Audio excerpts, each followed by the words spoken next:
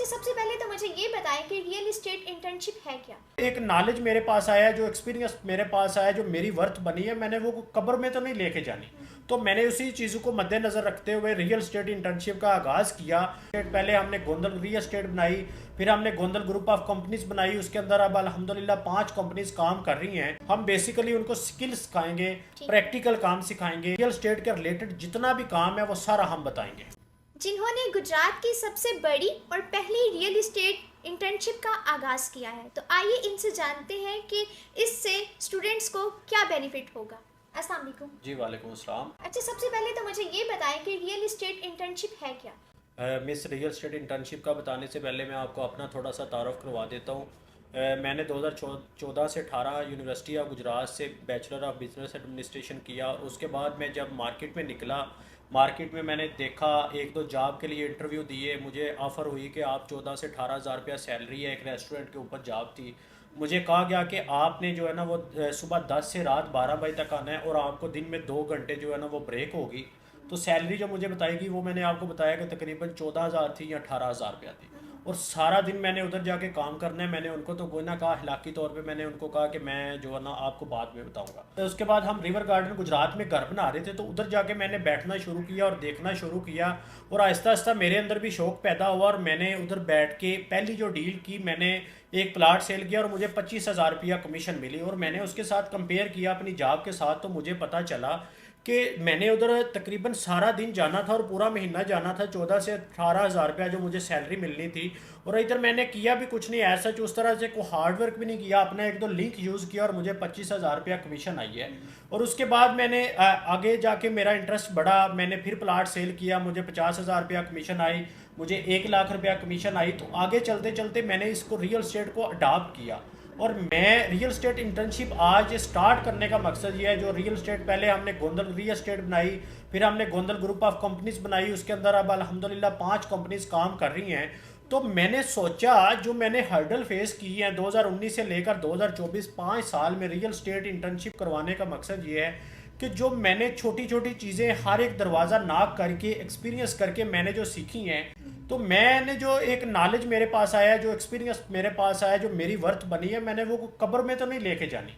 तो मैंने उसी चीज़ों को मद्देनज़र रखते हुए रियल स्टेट इंटर्नशिप का आगाज़ किया। और मैंने इसमें जो है ना, पहले हमारे पास जो पास आउट हुए हैं उनमें हमने सिखाया कि आपने रियल स्टेट मार्केटिंग कैसे करनी है, हम बताएंगे रजिस्ट्री कैसे करनी है, हम बताएंगे कि आपने प्लाट कैसे लेना है, हम बताएंगे कि आपने लोगों के साथ इंटरेक्शन करने कैसे करनी है। हम इसमें टोटल A to Z जो है वो सारी चीज़ें बताएंगे। ठीक है, तो इसके अलावा स्टूडेंट्स को आप क्या सिखाएंगे इस इंटर्नशिप में? मिस एक मैं आपको बता देता हूँ, जैसे एक लॉयर है ना, वो 5 साल डिग्री लेके निकलता है तो उसको प्रैक्टिकल नॉलेज का कुछ भी पता नहीं होता जब तक वो मार्केट में।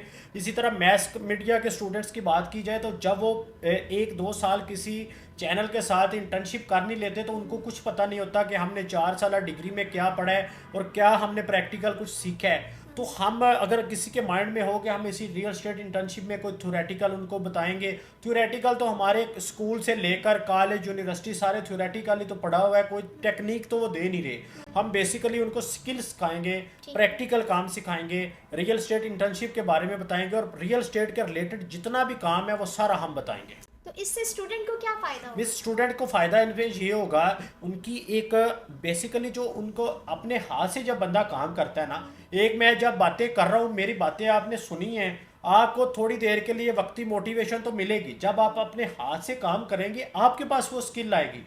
अगर आप मेरे पास 3 महीने काम करते हैं, आपको जो स्किल आ जानी है, बाकी जो पैसा होता है वो तो आप किसी को ट्रांसफ़र भी कर सकते हैं, किसी को दे भी सकते हैं। जो नॉलेज आपके पास है, जो स्किल आपके पास है, वो आपके पास रहेगी। अगर आप आगे किसी को देते भी हैं तो आपके पास वो ये नहीं हो सकता कि मैंने किसी को अगर एक स्किल सिखा दिया तो मैं उससे वापस छीन लूँगा, ये कभी भी नहीं हो सकता।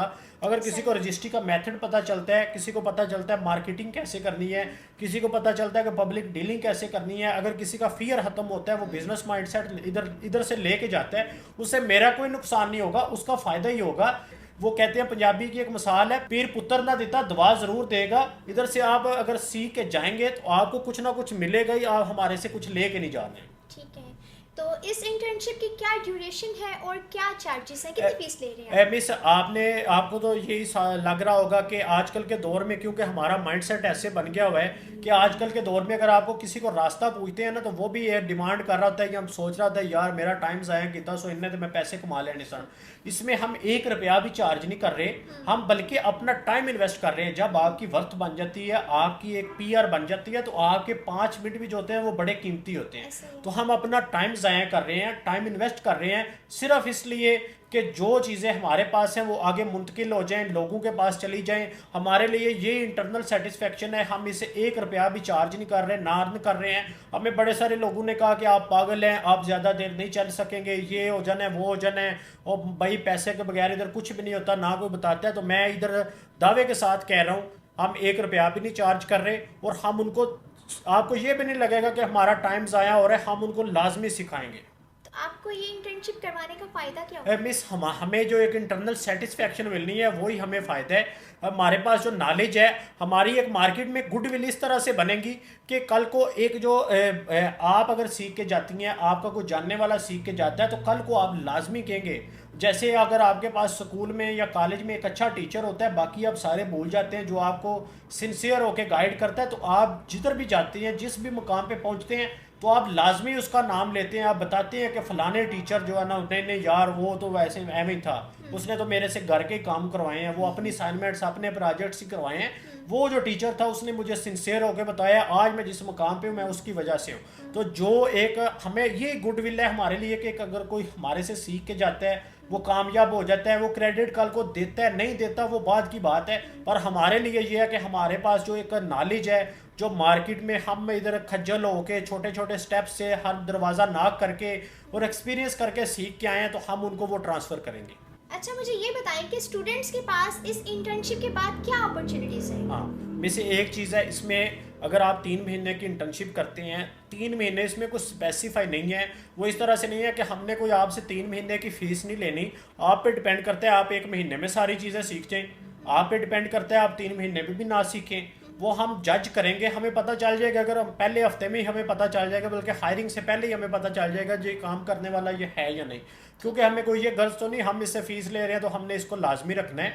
ये साथ साथ हमारी टीम होगी प्रॉपर, वो जज करेगी, वो देखती जाएगी, और अगर हमें लगता है कि ये बच्चा हमारे साथ इसने प्रॉपर काम किया है और इसने प्रॉपर चीज़ों को अडाप्ट किया और इसके अंदर ईगर है सीखने की, तो उसको हम इधर जॉब भी ऑफर करेंगे एक अच्छे पैकेज के साथ। वो चाहता है कि मैंने जॉब नहीं करना, आप क्योंकि बार बार बात ही ये कर रहे हैं कि बिजनेस माइंडसेट हम दे रहे हैं, तो वो हमारे साथ एज ए पार्टनर भी आ सकता है, हमारे किसी भी प्रोजेक्ट में आ सकता है, रियल एस्टेट में आ सकता है, वो कंस्ट्रक्शन डिपार्टमेंट में आ सकता है, हमारे साथ as a investor, as a partner वो किसी भी तरह से आ सकता है, और हम उसको जॉब भी ऑफर कर सकते हैं। अगर वो चाहता है कि मैं बिजनेस नहीं करना, या उसका फिर भी वो जॉब माइंडसेट है, तो हम उसको जॉब भी एक अच्छे पैकेज के साथ ऑफर कर सकते हैं। अच्छा, तो इंटर्नशिप का क्या क्राइटेरिया है कि इतनी उसकी क्वालिफिकेशन होनी चाहिए या क्या? में से बाज़ दफ़ा आपने वो देखा होगा कि बड़े बड़े पढ़े लिखे भी जो होते हैं वो जाहिल होते हैं, और बड़े बड़े जो आप मार्केट में देखते हैं छोटे छोटे बच्चे जो पढ़े नहीं होते, वो आपको इतने सियाने लग रहे होते हैं, वो इतने एक्सपर्ट हो गए होते हैं। वो बेसिकली जो फील्ड होती है, जो मार्केट होती है, पब्लिक डीलिंग होती है, वो इनको इतना अच्छा और इतना सियाना बना देती है कि वो आपके जो डिग्रीज लेकर निकलने वाले स्टूडेंट्स होते हैं उनसे भी अच्छे होते हैं। हमारा कोई इस तरह से क्राइटेरिया ऐसा ये नहीं होगा कि हमारा एजुकेशन के हवाले से मिनिमम क्राइटेरिया होगा। हमारा मैक्सिमम जो क्राइटेरिया होगा वो बच्चा सीखना चाह रहा हो, वो बच्चा लाजमी करना चाह रहा हो, टाइम ना अपना ज़ाया करना चाह रहा हो, ना हमारा टाइम ज़ाया करना चाह रहा हो।